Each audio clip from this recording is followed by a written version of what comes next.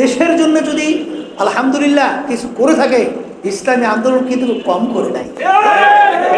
Corona ভাইরাসের সময় দেখেছেন, যখন সন্তান বাপকে ফেলে চলে গেছিল, স্বামী যখন স্ত্রীকে ফেলে চলে গেছিল, আর স্ত্রী যখন স্বামীকে ফেলে চলে গেছিল, ইসলামী আন্দোলন বাংলাদেশ সহ বিশেষ করে সহযোগী সমস্ত সংগঠনের দায়িত্বশীল তাদের ঝুঁকি নিয়ে তখন তাদের পাশে দাঁড়িয়ে তাদের জন্য দোয়া করছিল, তাদের জানাজা নামাজের ব্যবস্থা করছিল, তাদের গোসল কাপড়ের ব্যবস্থা করেছিল।